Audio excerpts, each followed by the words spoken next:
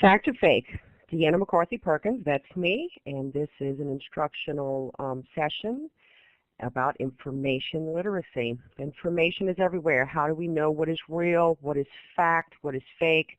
So the following is a presentation covering information news literacy and media literacy and all the things that go along with that. In this presentation, we'll be discussing information news literacy, the importance of reliable resources, how to evaluate them, and how fake news can be identified. To aid in the circulation of legitimate news for the benefit of society as a whole, as seen in social media sharing and fake news, and for the student who is held to a specific standard in researching, writing, citing sources. So this presentation is outlined as follows. Students are going to be introduced to fake news examples, methods to identify them. They're going to be presented with news literary resources, videos, LibGuides, and even some online crack games. And there's going to be a news quiz that I would like for you to fill out the bottom portion of. I'll talk about that more at the end of the session.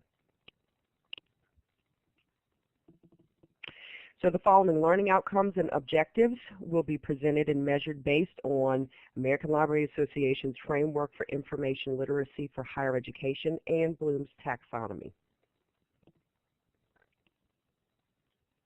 I'll give you a second to look over that, and then we will move on.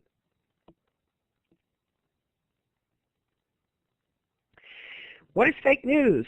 College students range in age from young adults to the elderly, each having to responsibly be in alignment with copyright laws, abide by rules for plagiarism, and to cite sources correctly. So the problem with this is what? A lot of people don't know what the rules are. They don't know if sources are fake. They don't know if there's fact there, and sometimes they don't know if it's coming from reliable and authoritative sources. So add all this to the frenzy of social media outlets such as Facebook and how much time is spent by students, and we're talking students at the college level, but this would work for any students, but we're looking specifically at college level students. But you know, they're viewing fake news all the time, and the confusion compiles. It's a sort of numbing that can occur, making the line between fact and fiction blurred from so much desensitization to what is real. So what is fake news? Why is reliable news so important? And how can you tell the difference? So Collins English Dictionary defines fake news as false, often sensational information disseminated under the guise of news reporting. And have you seen the meme that's going around right now that, you know, Princess Margaret, the Queen's sister, looks to be naked in the tub with a very naked Mick Jagger? So what do you think is the truth? Do you think that this meme is real? Would you share this meme? And how can we tell the difference? It also makes me wonder how often we have shared fake news and not even realized it. So let's look at some fact checkers, two of which are Snopes and factcheck.org.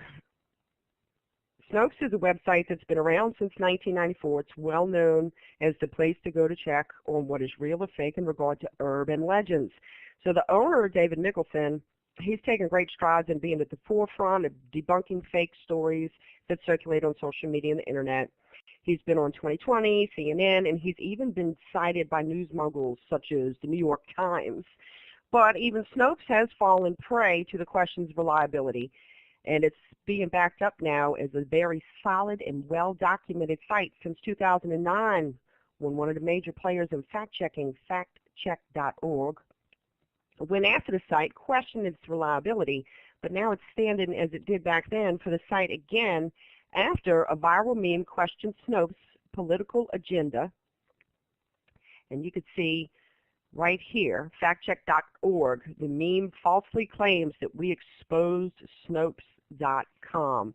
So what I would like to do is just go over to that site and show you exactly what they have to say about Snopes. And here it is. Here's the article. Did factcheck.org expose Snopes.com as an extremely liberal propaganda site? No, that is a false claim, and it was made, and here we go, meme circulating online. Well, how do we know that fact checkers are real and that they're telling the truth?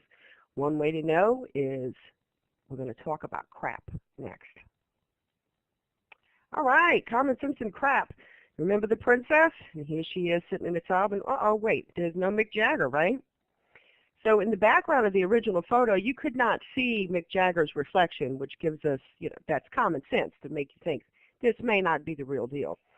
But the writing on the meme also, it serves as clickbait because it was trying to shock and grab attention. And it may be because the site has another article there and a lot of ads, which maybe they can, make money, aka clickbait. Now you can hear in the original photo, you can see in the background there's Lord Snowden, and he's got the camera, and he was well known for taking the prince. He was a photographer that took the princess's picture quite often, and sometimes he took racy pics of the princess. So, also this particular photograph came from Travelocity, or no, I'm sorry, TripAdvisor.com. And this is an actual person that was visiting Kensington Palace and took a photo of the photo on the wall, and their reflections are there, but Mick Jagger is not. So next, the best course is to use CRAP. The CRAP test was developed by librarians at California State University, and it is used to evaluate sources. And if we look and run through some of the questions here, currency, what's the timeliness of this? The relevance, does the information relate to your topic? Have you looked at a variety of sources? Is it appropriate? Authority, now this is a big one. Who was the author and the publisher? Accuracy, where does the information come from? Does the language seem unbiased? And purpose, what is the purpose of the information? Do the author sponsors make their intentions clear? And all of these things are important. And also we have to look at things like links, and if links work correctly. So evaluating sources with CRAP. And we looked over the questions here. So let's take the princess, for instance. Authority. Who is the author of the meme with Jagger in it? And I want to go over to the Facebook post, and I will put that up on the screen for you so that you can look at it. And hopefully we don't have any technical difficulties. So here is where the meme came from. And then it tells you that there's these insane stories about Mick Jagger. But weird history, we don't know where they got this. And of course, here we go. They have a URL there. So we're going to follow that URL and see where it goes. So this is where he got it from. 12 hard to believe but 100% true stories about Mick Jagger. True stories? I don't know about that.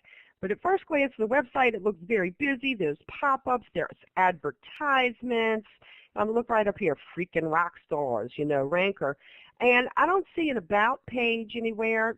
And if you scroll all the way down to the bottom, it tells you information and media on this page throughout Ranker is supplied by Wikipedia. Well, now Wikipedia has become a more reliable source because there's a lot of people changing things with that. So it actually, I remember a time in Library and Information Science School at the undergraduate level where if you used Wikipedia or Google, you were getting thrown out the door. But nowadays it's different.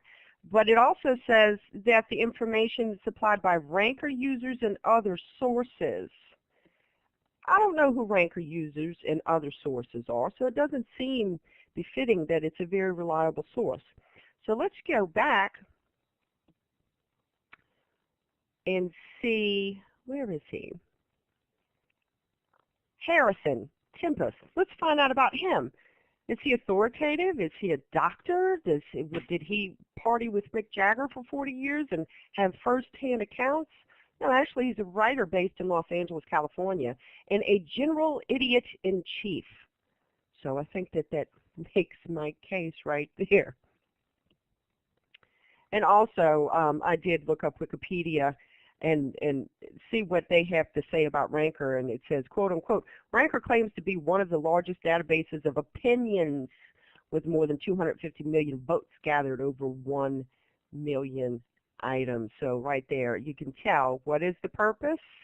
Is there propaganda? Is it impartial, or is it unbiased?